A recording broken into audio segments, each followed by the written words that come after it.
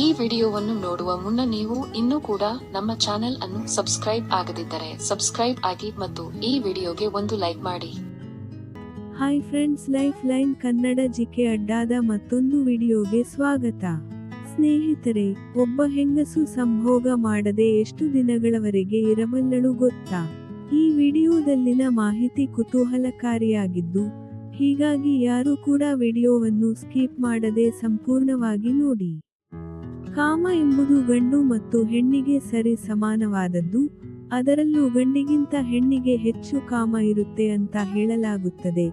ಹೀಗಿರುವಾಗ ಹೆಣ್ಣು ಸಂಭೋಗ ಮಾಡದೆ ಎಷ್ಟು ದಿನಗಳವರೆಗೆ ಇರಬಲ್ಲಳು ಗೊತ್ತಾ? ಹೆಣ್ಣು ಮಕ್ಕಳಿಗೆ ಪಿರಿಯಡ್ಸ್ ಋತುಚಕ್ರ ಆದಾಗ ಅವಳ ದೇಹದಲ್ಲಿ ಹಾರ್ಮೋನ್ಸ್ಗಳು ಬದಲಾಗುತ್ತವೆ. ಹೀಗೆ ಋತುಚಕ್ರ ಹೆಂಗಸರಲ್ಲಿ ಪ್ರತಿ ತಿಂಗಳು 5 ದಿನಗಳವರೆಗೆ ಮಾತ್ರ ಇರುತ್ತೆ. ಇಂತಹ ಸಮಯದಲ್ಲಿ ಆಕೆಯ ಯೋನಿಯಲ್ಲಿ ಸಾಕಷ್ಟು ಬದಲಾವಣೆಗಳಾಗುತ್ತವೆ. ಈ ಪರಿಸ್ಥಿತಿಯಲ್ಲಿ ಅವರಿಗೆ ಕಾಮದ ಆಸಕ್ತಿ ಕಡಿಮೆ ಇರುತ್ತೆ.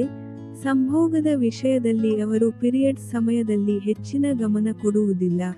ಬೇಕಾದರೆ ನೀವು ಪರೀಕ್ಷೆ ಮಾಡಿ ನೋಡಬಹುದು. ಅದೇ ಋತುಚಕ್ರದ ಸಮಯ ಮುಗಿದ ನಂತರ ಹೆಂಗಸರಿಗೆ ಸಂಭೋಗದ ವಿಷಯದಲ್ಲಿ ಆಸಕ್ತಿ ಹೆಚ್ಚಾಗುತ್ತದೆ. ಹೆಣ್ಣು ಸಂತೋಷವಾಗಿ ಇದ್ದಾಗ ಅವಳು ಕಾಮ ಸುಖವನ್ನು ಬಯಸುತ್ತಾಳೆ.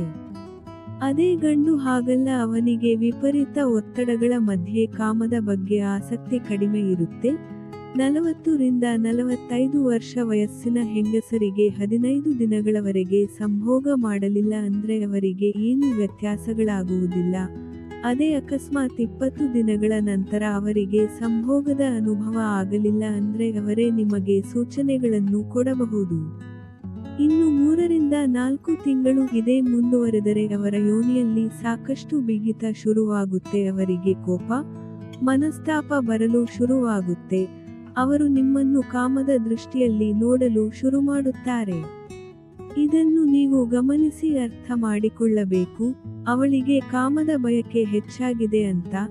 ನಿಮ್ಮ ಜೀವನ ಚೆನ್ನಾಗಿ ಇರಬೇಕು ಅಂದ್ರೆ ನಿಮ್ಮ ಸಂಗಾತಿಯ ಜೊತೆಗೆ ನೀವು ವಾರದಲ್ಲಿ ಕನಿಷ್ಠ ಪಕ್ಷ 1 ಸಲವಾದರೂ ಸಂಭೋಗ ಮಾಡಿ.